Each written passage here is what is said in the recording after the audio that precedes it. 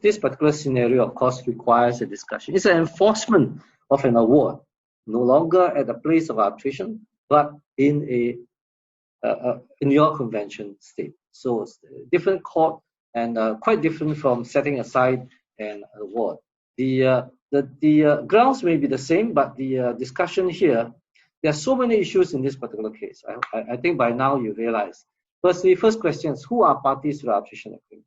Is CCC a party, or is it the Dr. Tanyan, or both? You know, one look at the definition of you, and which was Liang Heng pointed out, and many of you pointed out and drew attention to it. Yes, there's some relevance there, but is that not a reference to the commercial terms rather than the arbitration agreement? So this is something that can be argued as well. So if it is a reference to the commercial terms, then really who are the parties to the contract and to the arbitration agreement?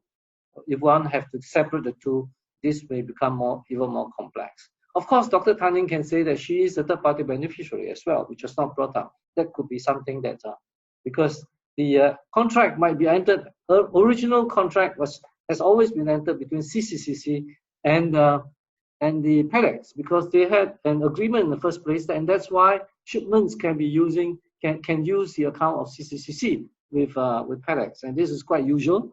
The airway bill cannot be simply sent without using someone else's account. It is the CCCC allow Dr. Tanyan to use that account. So the question is whether or not the signature of CCCC in the original contract is sufficient to extend it to the signature in this, which contains the arbitration agreement. So it is not as simple as just definition. I think this is something that has got to be considered by both parties.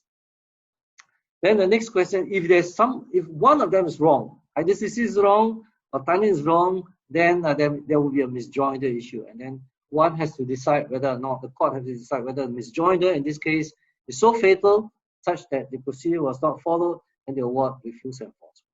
Okay. Of course, if that's the case, then the whole award, you don't have to decide anything else.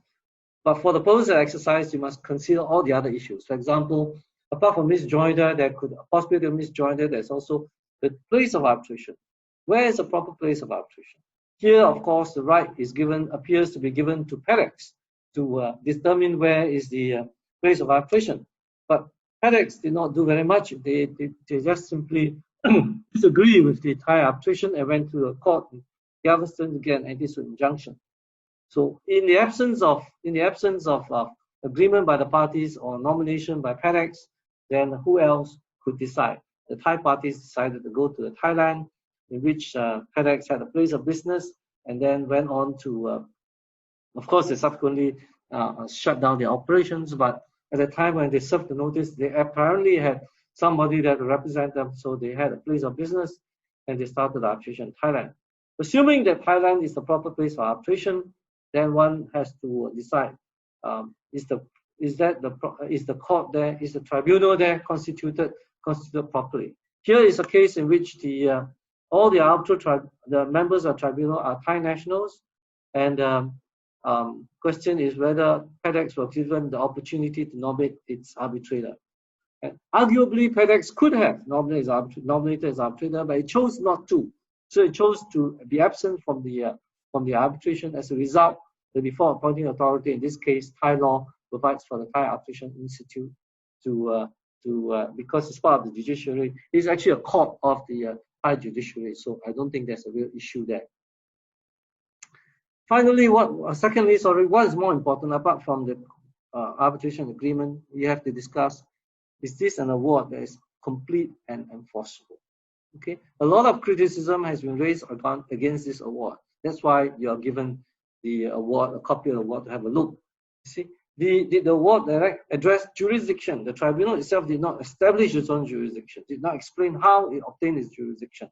In fact, in all awards, often the tribunal have to say how it's established and why it assumed jurisdiction. This was not explained, because therefore the tribunal appears not to have considered its own jurisdiction and assumed it had jurisdiction. The tribunal can be also criticized for not giving reasons in the award, which was brought up by Ms. Chong and as well as the other arbitrator, Ms. Chu. So we have, Yeah, very counsel is true. So you can see that reasons that were given may be very scanty, but sometimes court are quite forgiving. They won't go into details of how it's reasoned.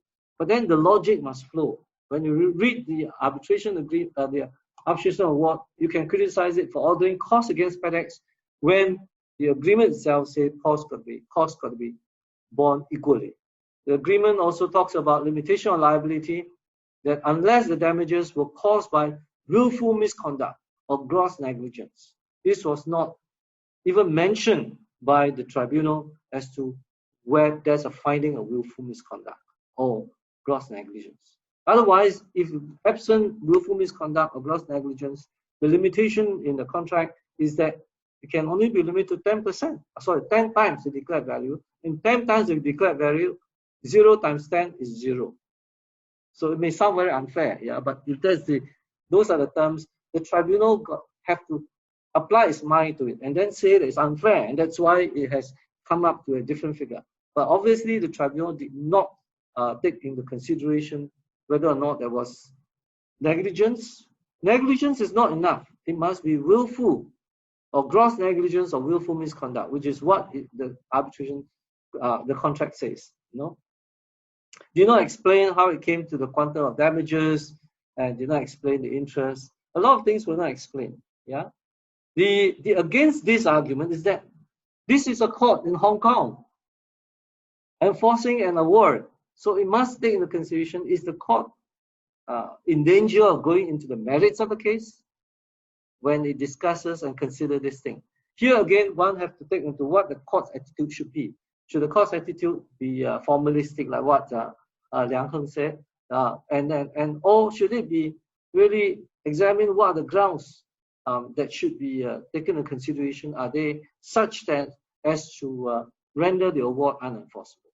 Okay, so look at Article 5 grounds and see for yourself, judges, if you are writing, when you are writing this, to see whether or not this contradicts the fundamental grounds for setting aside an award. Okay, so there are very many interesting issues. The other one will be the anti-arbitration injunction. What's the effect of anti-arbitration injunction? US and Hong Kong and US and Singapore, US is, every court will say US is a friendly country. Hong Kong would dare not say that US is an unfriendly country. Right? So as a court sitting in Hong Kong, whether or not this itself disable the means that the injunction itself disable FedEx from participating. Of course, it's a self-inflicted inability. They went to the court and asked for an injunction that anybody, that the anti-arbitration injunction should not be that it has jurisdiction and the matter should not continue in Thailand. So they cannot say that they were unable to present this case. They just simply self-inflicted. So of course, the argument is that such an anti-arbitration injunction is therefore improperly obtained and should not be given credence by the enforcement court. But this is something that the court still has to address, because FedEx chose not to go and went to the court and obtained an anti-arbitration injunction and disabled itself from participating. Yeah.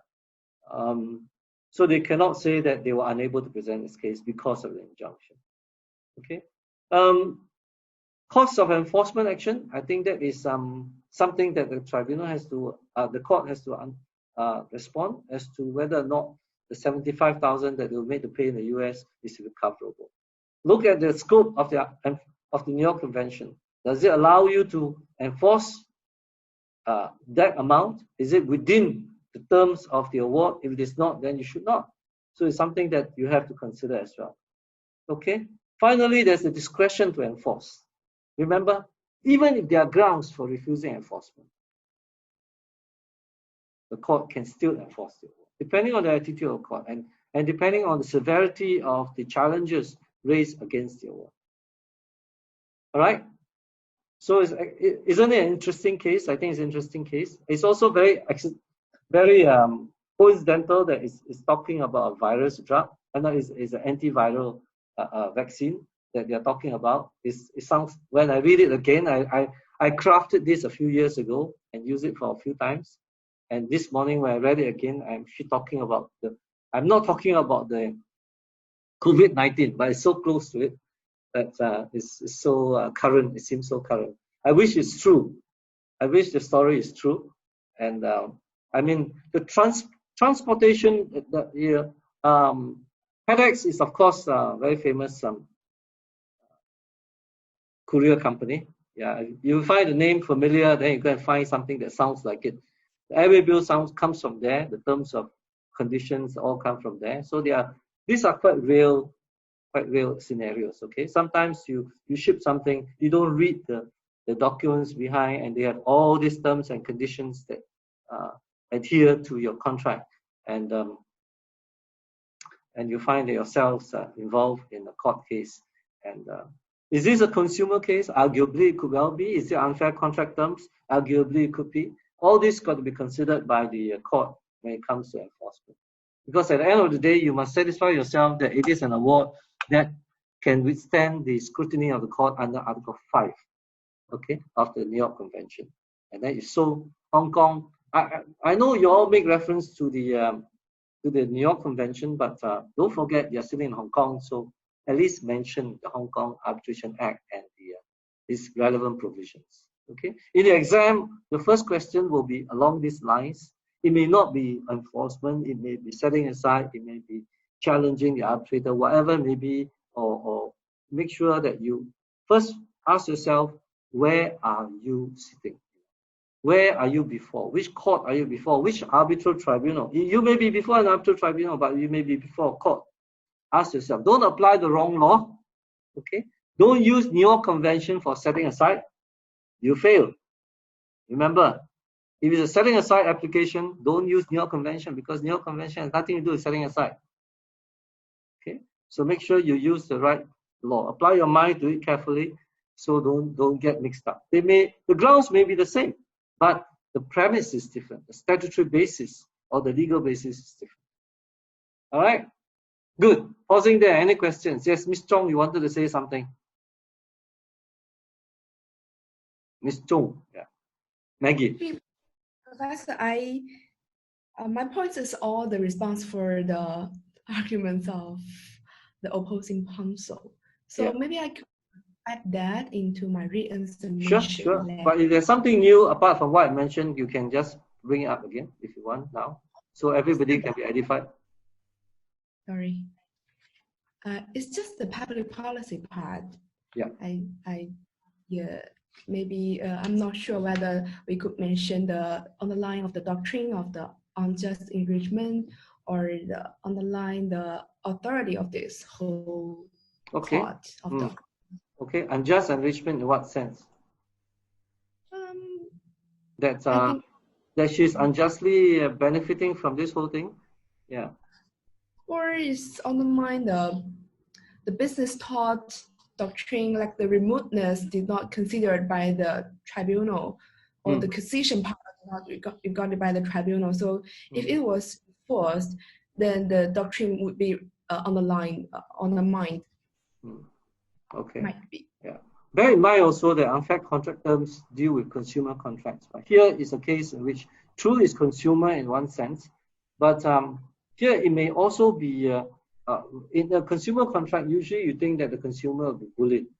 They were sold lousy goods, so you can claim against FedEx, against the business. But here is the other way around, isn't it? Here is the big business being like taken advantage of, or being dragged into litigation from a small, buffalo shit, and they are making a claim for $3.5 million. On the other hand, you can see that it's very unfortunate, because had this come true and come true for Dr. Tanin, then she might be a very famous doctor and have a lot of pharmaceutical. She could be a billionaire. Imagine, can cure common colds, and a common flu. It could well be a very earth-shaking thing. I hope somebody will find for COVID-19 soon. Whoever that can come up with that will be really a billionaire overnight, a hero, savior of the world. Okay, so anything else from anybody? But basically, I want to get you attuned to thinking differently, okay, you will see that today's scenario is so different from the first two scenarios. Yeah? Your exams won't be like the first two scenarios. That's too simple. There's build up along the way, and finally we come to the enforcement of the award. At every stage of the arbitration, there will be jurisdictional questions to consider. In real life, maybe not so often.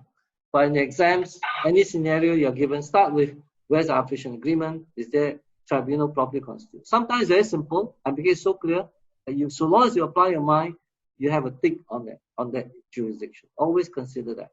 Okay. Secondly, find out how the arbitration was conducted and whether there's any breach of the procedure for arbitration, powers of arbitrator, misjoinder, consolidation. All these issues can sometimes disturb the final result of the arbitration. Finally, of course, when it comes to the enforcement, then you have, or setting aside, ask yourself, where are we? Are we doing setting aside or enforcement? Okay. So once you get this into your mind, into the sequence of events, actually tackling it is not so difficult.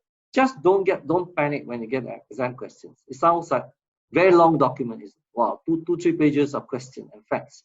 Sit back, relax, enjoy the facts, imagine the situation, find out what the issues that we need to discuss, that what is being done yesterday and today, identify the issues, and then please remember who you're representing. Sometimes you'll be asked to be a judge, sometimes you'll be asked to be counsel. Don't represent the wrong party. If you represent the wrong party, you will fail. You know why?